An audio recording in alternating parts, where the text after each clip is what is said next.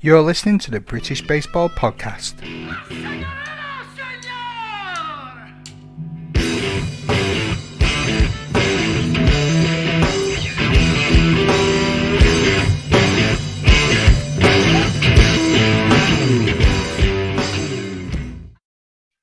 Hello, baseball family. Matthew here with Around the Bases, the British Baseball audio fanzine, with your scores, results, and rounds from our leagues. And it is playoff weekend here, and it is September the 3rd and 4th weekend, 2021. So let's dive straight in. Some news to start off with. We have some information coming out of Bournemouth Baseball Club. On Sunday, the Bears held their first ever single A inter-club game, which was being quoted as such a humbling thing to see how far the team had come, and from able to hold a game like this shows how fast their family has grown.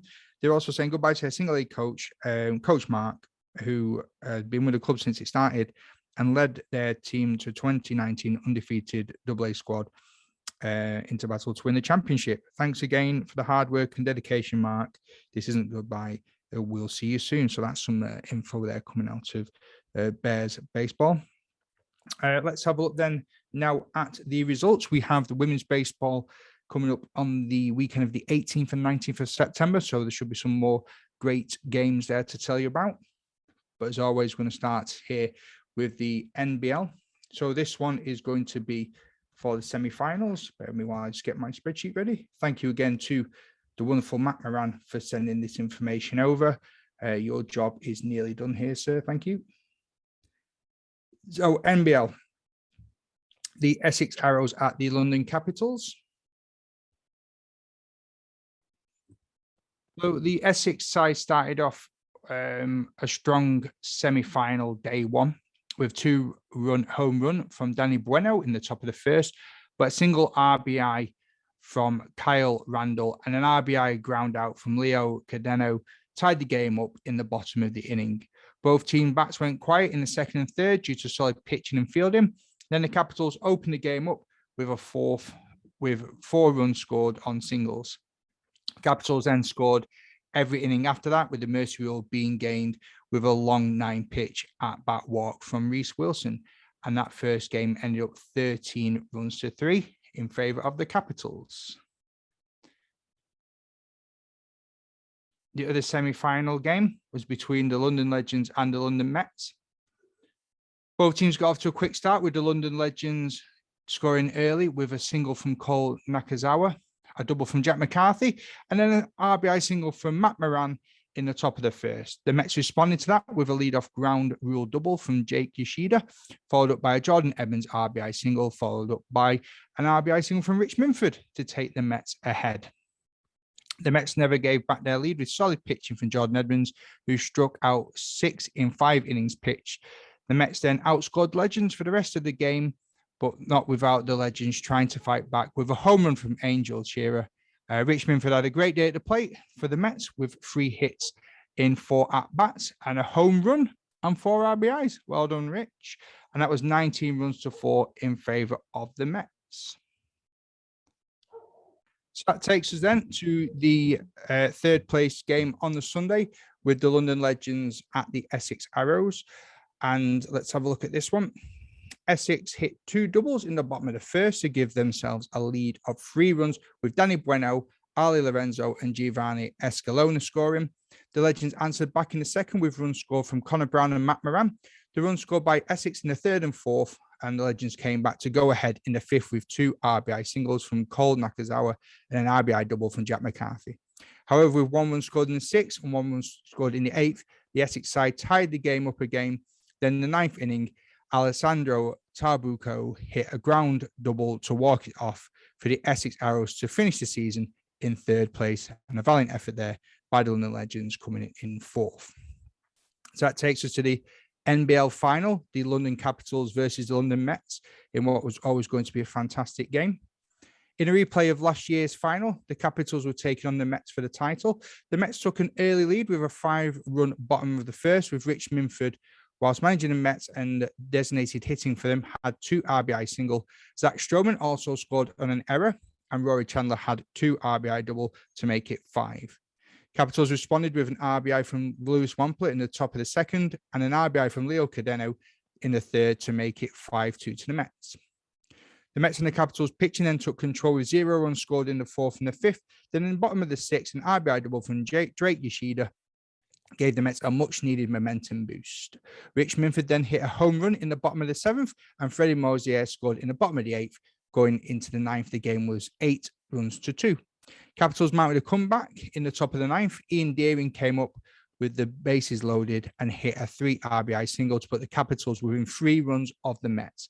However, the Mets got the 3 outs that they needed with a flyout from Michael Banagale, ending the game to win the Mets the championship and send them to the Federations Cup. And that one ended 8 runs to 5 to the Mets. So congratulations to the Mets and commiserations to the Capitals, who came in 2nd place.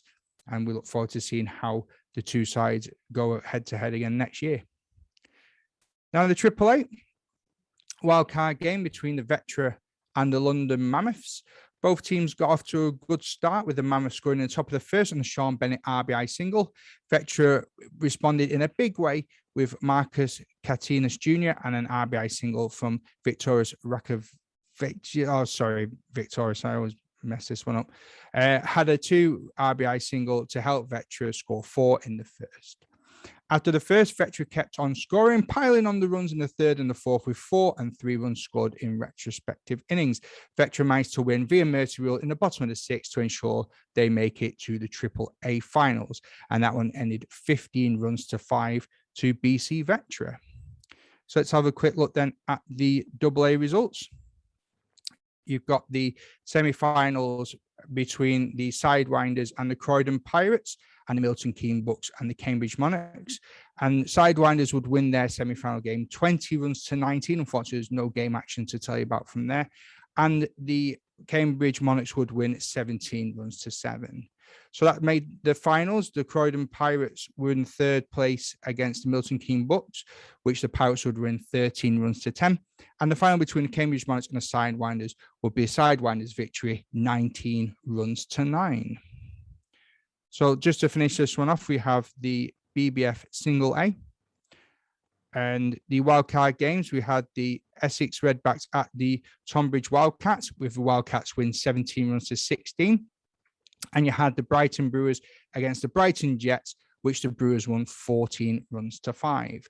Now, to give you a bit more information now from the London Mustangs versus the Kent Mariners. Kent started off the day strong, scoring 3 runs at the top of the 1st, with 3 runs from Jack Blaine and Kyle McAllister and Kieran Ives. Kent then followed up by scoring 4 in the 2nd, including an RBI triple from Anthony Picarillo, and then he scored to add to the total for Kent. After the 4th inning, the game was 9-4 to Kent. In the bottom of the 5th, the Mustangs mounted a comeback. Giorgio Diana scored and to help begin the road to that comeback. And in the bottom of the 6th, Liam Stokes picked up a sac fly to centre field, and Manuel Asal Arenas scored on a wild pitch to make it 10 runs to 7.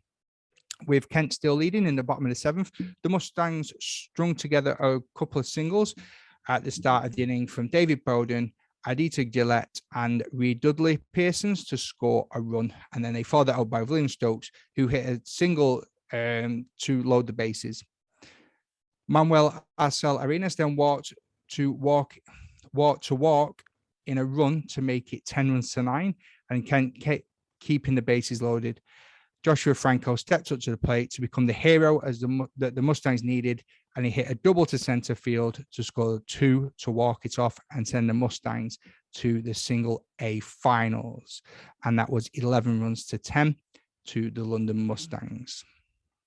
So let's look at the the Northern Baseball League from the British Baseball League. We had the Sheffield Bruins versus the Liverpool Trojans for the AAA title there, to see who'd be crowned the NBL champions. And it would be the Sheffield Bruins who won 2 of the 3 games in their final against Liverpool, winning 8-5 and 8-3. Congratulations to the Bruins. But the Trojans would win the AA side there against Newcastle Nighthawks. So congratulations to the Trojans and commiserations to the Nighthawks. And that's it all for this week. Look forward to some Single A action next week, some national European Championships warm up too, and of course the return of WBUK Fast League coming as well. So stay tuned and take care. I'll see you all soon. Ta-ra.